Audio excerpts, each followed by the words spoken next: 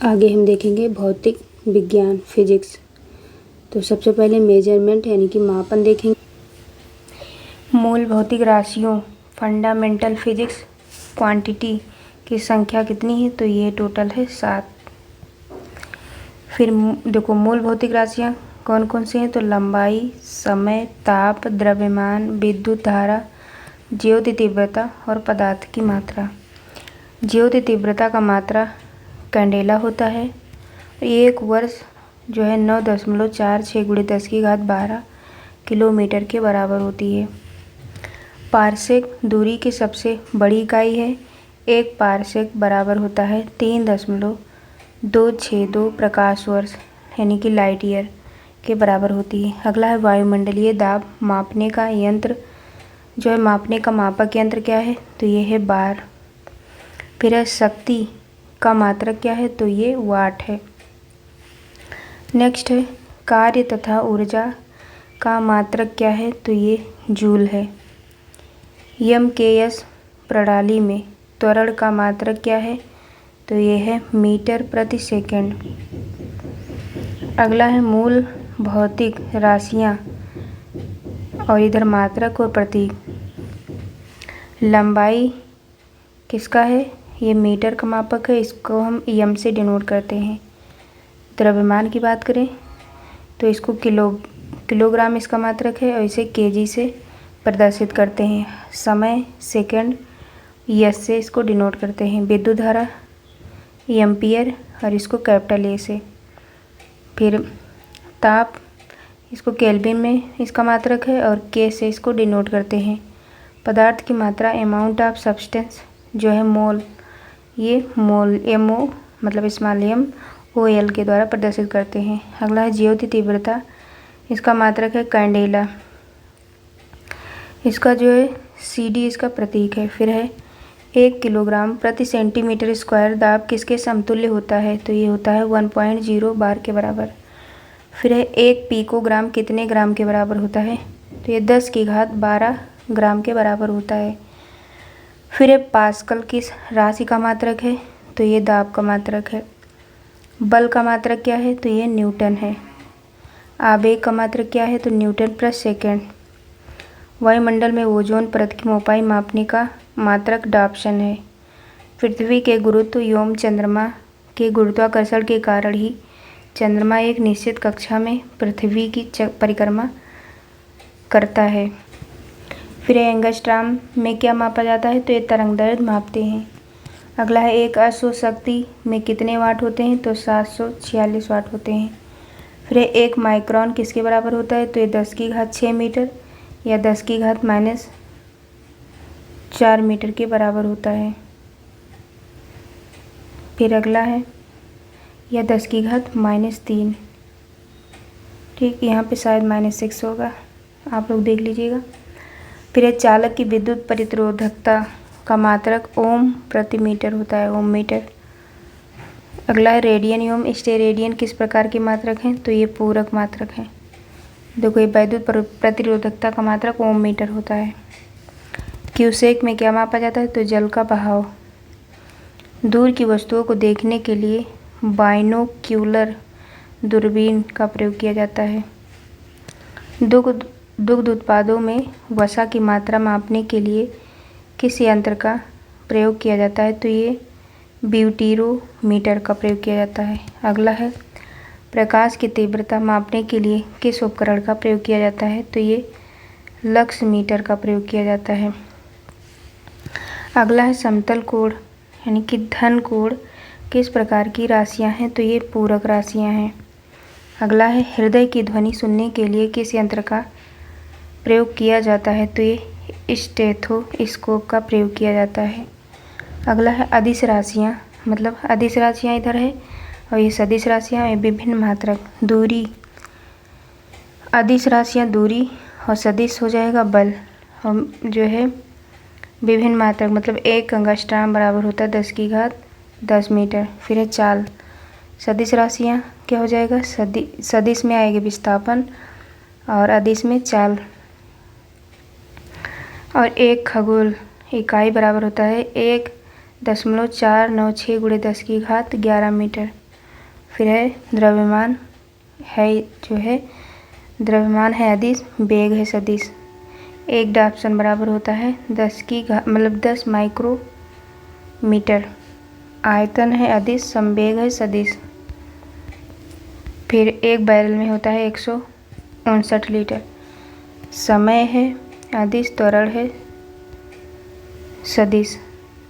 1 micron बराबर 10⁶ metre शायद होता है।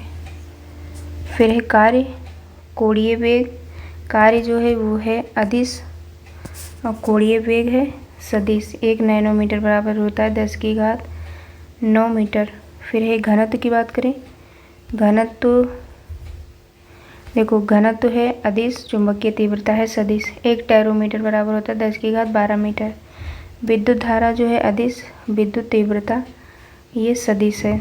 1 फैदम बराबर 6 फीट होता है। फिर हम आगे बात करें तो अगला है पृथ्वी के गुरुत्व एवं चंद्रमा के गुरुत्वाकर्षण के कारण ही चंद्रमा एक निश्चित कक्षा में पृथ्वी का परिक्रमा करता है। फिर हम बात करें प्रमुख भौतिक राशियाँ एवं उनके एसआई मात्रक। तो देखो, भौतिक राशियाँ सूत्र सहित और एसआई मात्रक इधर लिखा है। क्षेत्रफल बराबर होता है लंबाई गुणे चौड़ाई, तो इसका मात्रक हो जाएगा मीटर स्क्वायर। आयतन बराबर होता है लंबाई गुणे चौड़ाई गुणे ऊंचाई, तो इसका मात्रक एसआई मात्रक हो जाएगा मीटर क्यूब। फिर त्वरण या मंदन बराबर होता है वेग परिवर्तन बटे समय, तो ये मीटर पर सेकंड स्क्वायर हो जाएगा। अगला है बल, बल बराबर होता है द्रव्यमान गुणे त्वरण, इसका मात्रक हो जाएगा मीटर पर सेकंड स्क्वायर, यह हो जाएगा न्यूटन। अगला है गतिज ऊर्जा बराबर होता है half M B square. M होता है द्रव्यमान, वी होता है वेग, तो इसका हो जाएगा मात्रक किलोग्राम मीटर प्रति सेकंड स्क्वायर या जूल हो जाएगा।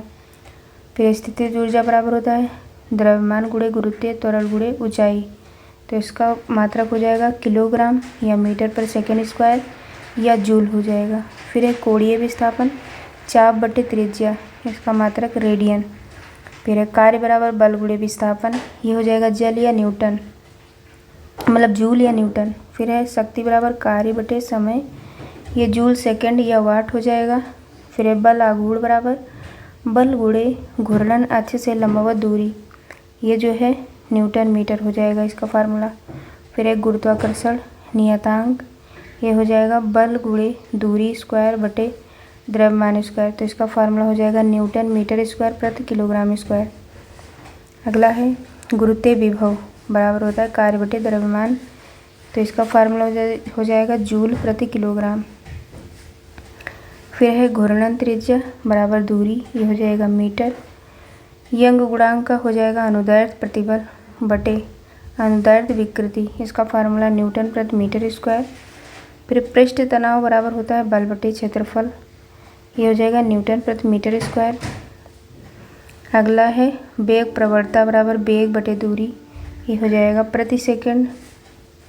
श्यानता गुणांक बराबर होता है बल गुणे, मतलब श्यानता गुणांक बराबर होता है बल बटे क्षेत्रफल गुणे वेग प्रवणता, ये न्यूटन सेकंड प्रति मीटर स्क्वायर। प्लांक नियतांक बराबर होता है ऊर्जा बटे आवृत्ति, इसका मात्रक होता है जूल सेकंड। फिर है बोल्ट्जमैन नियतांक बराबर होता है ऊर्जा बटे ताप, ये जो है मात्रक होता है जूल केल्विन का। फिर धारिता बराबर होता है आवेश बटे विभवांतर, ये हो जाएगा फैरेड। फिर है चालकता या विद्युत, तो इसका मात्रक होता है सीमेंस प्रति मीटर या सीमेंस प्रति मीटर इन मीटर 1। धारा घनत्व बराबर विद्युत धारा बटे क्षेत्रफल, ये हो जाएगा एम्पियर प्रति मीटर स्क्वायर या एम्पियर प्रति metre square, ampere metre square या -2 हो जाएगा। फिर चुंबकीय फ्लक्स, इसका होता है वेबर। प्रतिरोधकता का ओम मीटर। गुप्त ऊष्मा बराबर होता है ऊष्मीय ऊर्जा बटे द्रव्यमान, यानी कि जूल प्रति किलोग्राम। कोणीय संवेग होता है जड़त्व आघूर्ण गुणे कोणीय वेग, यानी कि किलोग्राम मीटर स्क्वायर पर सेकंड। जड़त्व आघूर्ण बराबर होता है द्रव्यमान गुणे परिभ्रमण त्रिज्या स्क्वायर यानी कि किलोग्राम मीटर स्क्वायर।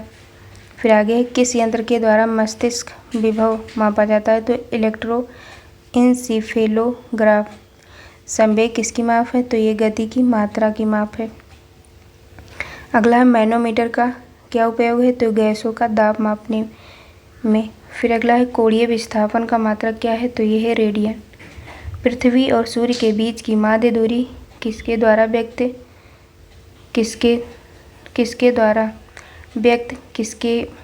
की जाती है? तो ये एक खगोलीय इकाई एस्ट्रोनॉमिकल यूनिट।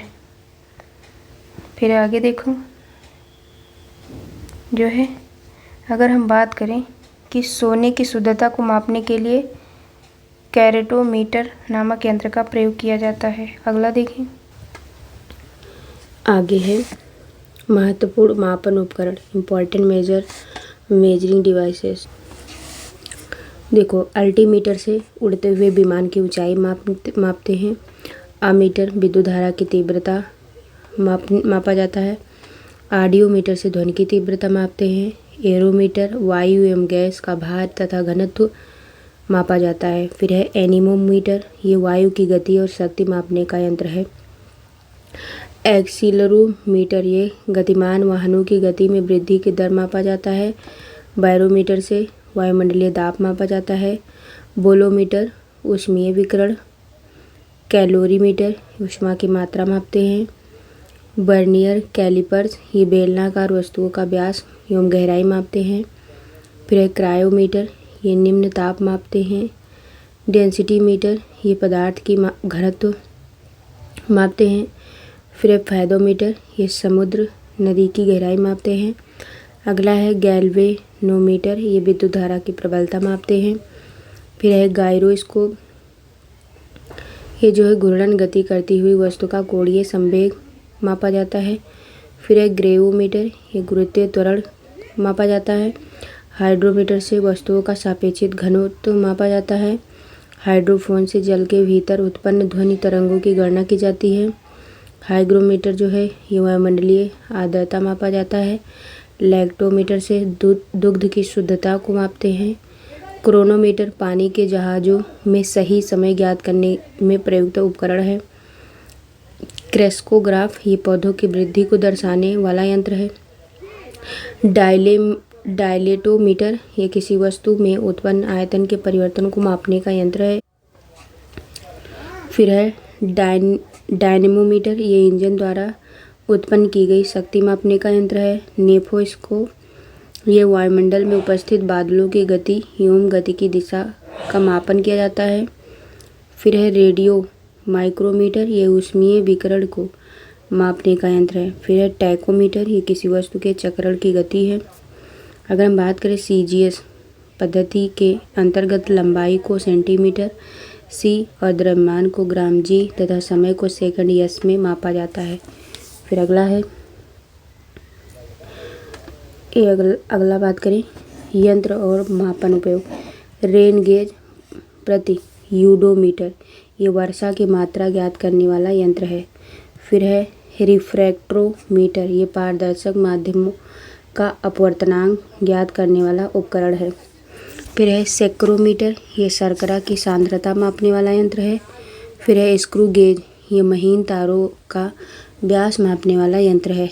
अगला है सेक्सटेंट, इससे ऊंचाई को मापने के काम आने वाला यंत्र है।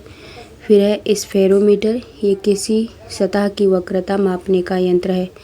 अगला है स्फिग्नोमैनोमीटर, ये धमनियों में रुधिर के दाब को मापने वाला उपकरण है। अगला है थियोडोलामाइट, ये अनुप्रस्थ अथवा लंबवत कोणों का माप है। फिर है थर्मोपाइल, ये विकिरण तीव्रता मापने का यंत्र है। अगला है वेंचुरीमीटर, ये द्रवों के प्रवाह की गति मापने का यंत्र है। फिर है लाउड स्पीकर, ये ध्वनि की तीव्रता बढ़ाने वाला यंत्र है। अगला है मैकमीटर, ये ध्वनि के वेग के अनुपात में वायुयान की गति मापा जाता है। फिर है मैग्नेटोमीटर, ये चुंबकीय क्षेत्र मापता है। अगला है माइक्रोमीटर, ये अति सूक्ष्म लंबाई मिलीमीटर का 1000वां भाग। फिर है ओडोमीटर, ये वाहन द्वारा तय की गई दूरी मापता है। फिर ओम मीटर, ये विद्युत प्रतिरोध का मात्रा। ओम मीटर जो है विद्युत प्रतिरोध को मापता है। फिर जो है ओंडोमीटर, ये विद्युत चुम्बकीय तरंगों की आवृत्ति का मापन करता है। फिर पायरोमीटर जो है उच्च ताप युक्त पिंड का ताप जो है मापता है। फोनोमीटर से ध्वनि की तीव्रता मापते हैं। पॉलीग्राफ जो है झूठ का पता लगाने वाला यंत्र है। रडार जो है दूर स्थित वस्तुओं की अवस्थिति मापते हैं। रेडियोमीटर से विकिरण मापक यंत्र है। सिस्मोग्राफ से भूकंपीय तरंगों की तीव्रता मापते हैं। स्पीडोमीटर से गतिमान वाहन की गति मापते हैं। फिर है पाइरहीलियोमीटर, ये जो है सौर विकिरण का मापन है। फिर है बिस्कोमीटर, ये द्रव की श्यानता ज्ञात करने के लिए प्रयोग किया जाता है। फिर वेब मीटर, ये विद्युत चुम्बकीय तरंगों की तरंगदैर्घ्य मापते हैं। इलेक्ट्रोमीटर जो है ये विभवांतर मापने का यंत्र है। फिर आगे अगला है यांत्रिकी मतलब मैकेनिज्म। अगर हम बात करें प्रक्षेप्य गति को दीर्घतम परास प्राप्त करने के लिए अधिकतम कितने कोण की आवश्यकता होती है, तो ये 45 डिग्री। मनुष्य जब नदी के किनारे नाव से बाहर कूदता है तब नाव पीछे की ओर क्रिया प्रतिक्रिया के कारण हटती है। फिर संवेग परिवर्तन की दर किसके बराबर होती है, तो बल के बराबर होती है।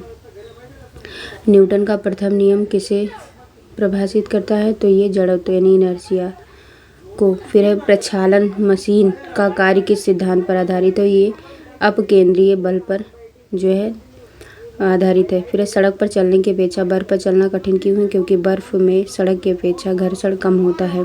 अगला है किसी पिंड के संवेग और वेग के अनुपात से प्राप्त मान क्या कहलाता है, तो ये कहलाता है द्रव्यमान। फिर है त्वरण ज्ञात करने का प्रमुख सूत्र क्या है, ए बराबर v minus u upon T.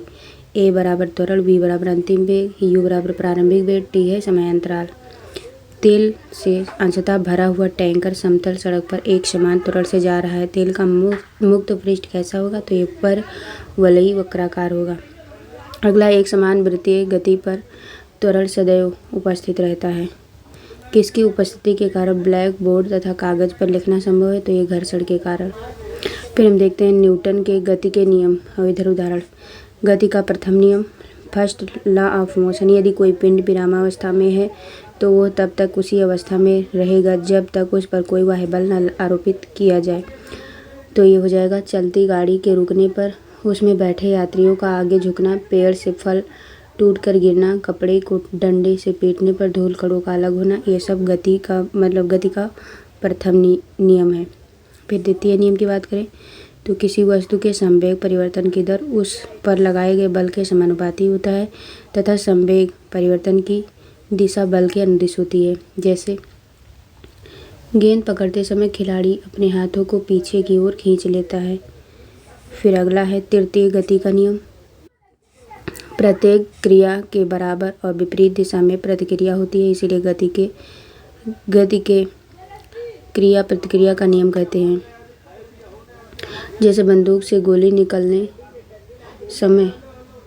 निकलते समय बंदूक पकड़ने वाले व्यक्ति को पीछे की ओर धक्का लगता है। रॉकेट नियम, अनुमान की गति, चप्पू चलाने पर नाव का आगे बढ़ना, ये सब थर्ड लॉ पे निर्धारित है। अगला है ऊर्जा संरक्षण, एनर्जी कंजर्वेशन से क्या आशय है, तो ऊर्जा का ना तो सृजन किया जा सकता है और ना ही इसे नष्ट किया जा सकता है। अगला है अंतरिक्ष से गिरता हुआ पिंड पृथ्वी के वायुमंडल में प्रवेश करने पर क्यों जल उठता है, तो वायु के घर्षण के कारण।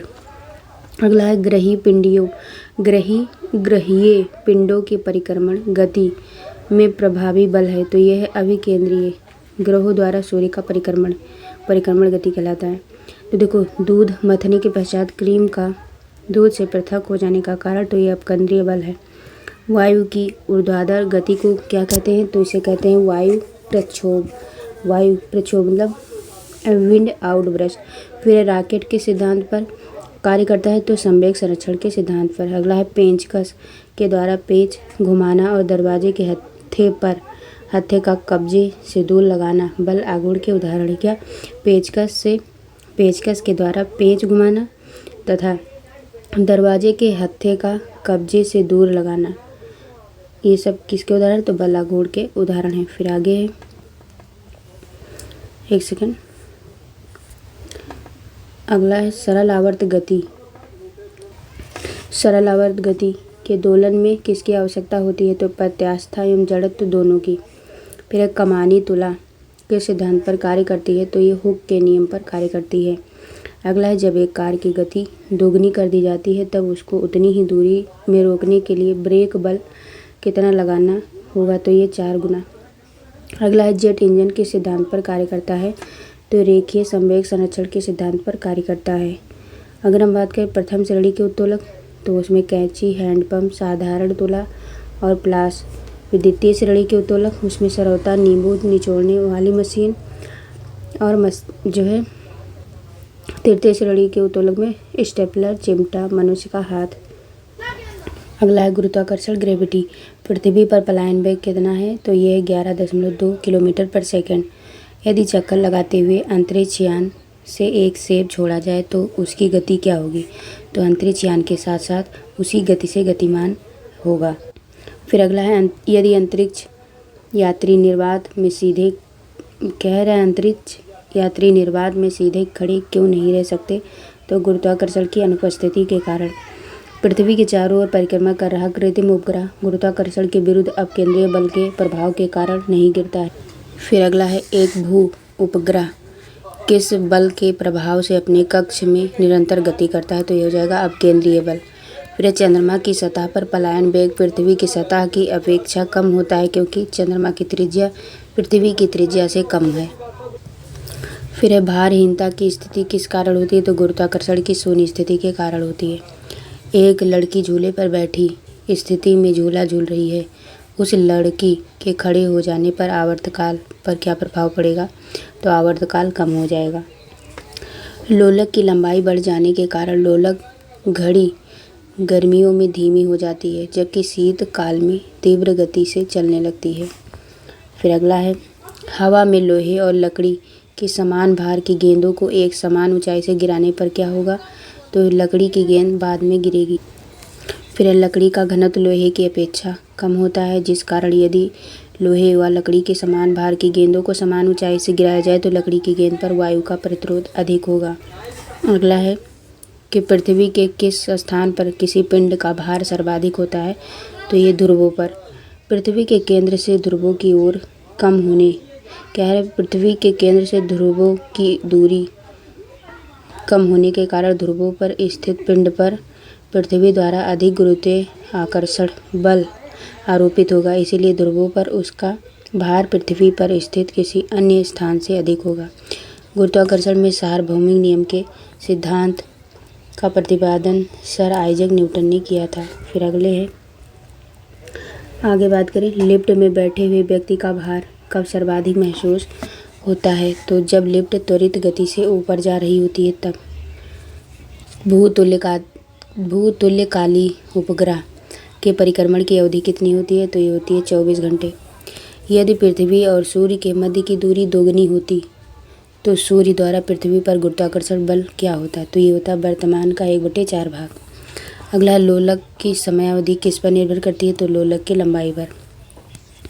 फिर पृथ्वी का गुरुत्वाकर्षण बल यदि अचानक लुप्त हो जाए तो इसका परिणाम क्या होगा? तो ये पृथ्वी पर स्थित वस्तुओं का भार शून्य हो जाएगा लेकिन द्रव्यमान अपरिवर्तित रहेगा। फिर अगला है पृथ्वी की सतह पर जी का मान अधिकतम तथा चंद्रमा पर जी का मान जो है पृथ्वी के गुरुत्वीय त्वरण का 1/6 होता है। पीसा की झुकी हुई मीनार गिरती क्यों नहीं है? इसका क्या कारण है? तो गुरुत्व केंद्र से जाने वाली ऊर्ध्वाधर रेखा तल के अंदर रहती है। फिर अगला है यदि कोई वस्तु ऊपर से गिराई जाती है तो उसके भार पर क्या प्रभाव पड़ेगा? तो वस्तु का भार अपरिवर्तित रहेगा। जब हम भूमध्य रेखा से ध्रुवों की ओर जाते हैं तो जी का मान बढ़ता है। चक्रीय झूले पर झूलते समय व्यक्ति को बाहर की ओर धक्का क्यों महसूस होता है? तो अपकेंद्रीय बल के कारण। विभिन्न द्रव्यमान वाले 2 पत्थर एक साथ किसी इमारत की छत से गिराए जाते हैं तो कौन सा पत्थर जमीन पर पहले पहुंचेगा? तो दोनों ही पत्थर एक साथ जमीन पर पहुंचेंगे। गुरुत्वाकर्षण एवं गुरुत्व के उदाहरण सूर्य एवं अन्य ग्रहों के गुरुत्वाकर्षण के कारण ही सभी ग्रह लगभग वृत्ताकार एवं निश्चित कक्षाओं में सूर्य की परिक्रमा करते हैं। पृथ्वी के गुरुत्व एवं चंद्रमा के गुरुत्वाकर्षण के कारण ही चंद्रमा एक निश्चित कक्षा में पृथ्वी की परिक्रमा करता है। सूर्य, चंद्रमा एवं पृथ्वी की गुरुत्वाकर्षण की अंतरक्रिया के कारण पृथ्वी पर स्थित समुद्रों में ज्वार भाटा आते हैं। पदार्थों के सामान्य गुण, जनरल प्रॉपर्टीज ऑफ सब्सटेंस। साबुन के बुलबुले का दाब वायुमंडलीय दाब से कम होता है अथवा अधिक, तो साबुन के बुलबुले का दाब जो होता है वो वायुमंडलीय वायु दाब से अधिक होता है। स्वचालित हाइड्रोलिक ब्रेक के सिद्धांत पर कार्य करता है, तो पास्कल के सिद्धांत पर कार्य करता है। अगला, बर्फीले क्षेत्रों में शीतकाल में जब झील की ऊपरी सतह का पानी बर्फ में बदल जाता है, फिर भी उसके अंदर रहने वाले जलीय जीव जंतु जीवित रहते हैं, क्योंकि पानी का घनत्व 4 डिग्री सेंटीग्रेड पर सबसे अधिक होता है। इस कारण झील के भीतर पानी नहीं जमता है। नदी से समुद्र में प्रवेश करने पर किसी जहाज की क्या प्रतिक्रिया होगी, तो वह समुद्र में कुछ ऊपर उड़ता है। जब किसी झील की तली से उठकर वायु का बुलबुला ऊपरी सतह पर आता है, तो उसके आकार पर क्या प्रभाव पड़ेगा, तो ये बढ़ जाएगा। फिर है, किसी वस्तु की मात्रा बदलने पर उसके घनत्व पर क्या प्रभाव पड़ेगा, तो वस्तु का घनत्व अपरिवर्तित रहेगा। अगला है, हवाई जहाज से यात्रा करते समय पेन से स्याही क्यों निकलने लगती है, तो वायुदाब में कमी होने के कारण। नदी की अपेक्षा समुद्र में तैरना आसान क्यों होता है, समुद्री जल का घनत्व नदी के जल के घनत्व से अधिक होता है। समुद्र में प्लवन करते समय बर्फ का पिंड पानी की सतह से 1/9 भाग ऊपर उठा होता है, इसलिए जब बर्फ पिघलती है तो पानी के स्तर में कोई परिवर्तन नहीं होता। पृष्ठ तनाव का क्या कारण है, तो अणुओं के मध्य संसंजक बल। बैरोमीटर के पैमाने में अचानक गिरावट आने पर कौन सी मौसमी दशा इंगित होती है, तो तूफानी मौसम। तेल जल के पृष्ठ पर क्यों तैरता है, क्योंकि तेल का पृष्ठ तनाव जल से कम होता है। अगला, वर्षा की बूंदें गोलाकार क्यों होती हैं, तो जल के पृष्ठ तनाव के कारण। कुएं से पानी से भरी बाल्टी को ऊपर खींचते हैं तो क्या अनुभव होता है, तो बाल्टी पानी की सतह से ऊपर आकर भारी हो गई है। जल की श्यानता वायु से अधिक होने के कारण जल की तुलना में वायु में गति करना सरल है। फिर आगे है कि वायुमंडल में बादलों के तैरने का क्या कारण है, तो वायु के घनत्व की तुलना में बादलों का घनत्व कम होता है। लोहे का घनत्व उसके द्वारा हटाए गए जल के अपेक्षित घनत्व से अधिक तथा पारे के घनत्व से कम होता है। इस कारण लोहे की कील पारे में तैरती है। फिर पौधों की जड़ों से पर्णपत्तियों की ओर जल बढ़ने का क्या कारण है, तो ये केशिकत्व है। अगला है, स्टोव में मिट्टी के तेल का बत्ती ऊपर चढ़ने का कारण क्या है, तो केशिकत्व के गुण। अब तक ज्ञात पदार्थों में किस पदार्थ की प्रत्यास्थता सर्वाधिक होती है, तो क्वार्ट्ज की। अपमार्जक मिलाने पर जल के पृष्ठ तनाव पर क्या प्रभाव पड़ता है, तो ये जल का पृष्ठ तनाव घट जाता है।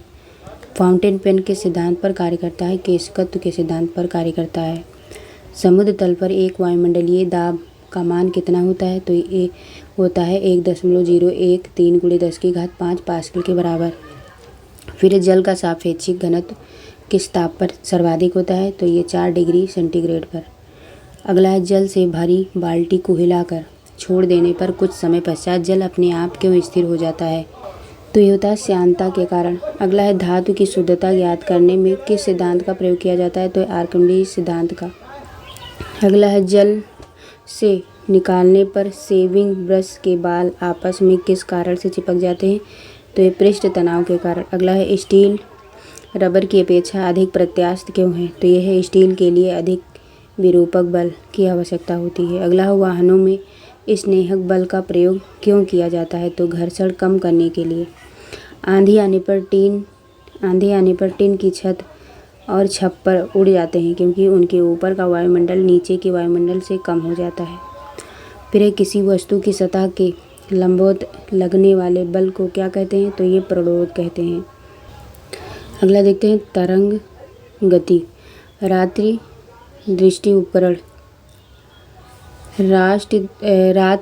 दृष्टि उपकरण में प्रयोग की जाने वाली तरंगें कौन सी हैं, तो ये अवरक्त तरंगें हैं। फिर है दृश्य प्रकाश का तरंगदैर्घ्य कितना होता है, तो ये होता है 390 से 750 नैनोमीटर के मध्य। अगला, आंतों से संबंधित रोगों के निदान में कौन सी किरणों का प्रयोग किया जाता है, तो ये एक्स किरणों का। फिर है कीड़ों तथा क्षति पहुंचाने वाले जीवों को घर से दूर भगाने के लिए किस तरंग का प्रयोग किया जाता है, तो ये हो जाएगा अल्ट्रासोनिक तरंग का।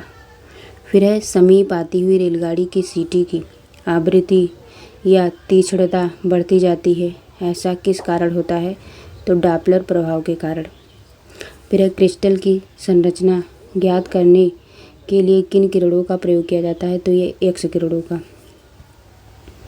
अगला है कि अनुप्रस्थ तरंगों के उदाहरण, तो इसमें अनुप्रस्थ तरंगों के उदाहरण में प्रकाश तरंगे हो जाएंगी, भूकंपीय तरंगों में यस तरंगे, डोरी युक्त यंत्रों में उत्पन्न तरंगे जैसे सितार, गिटार, बीड़ा, स्थिर जल में स्थिर फेंकने पर उत्पन्न तरंगे।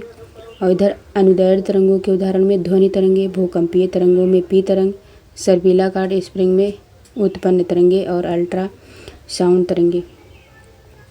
फिर है एक रडार शत्रु के वायुयान की उपस्थिति का पता लगाने में कौन सी किरणों का प्रयोग किया जाता है, तो रेडियो तरंगों का।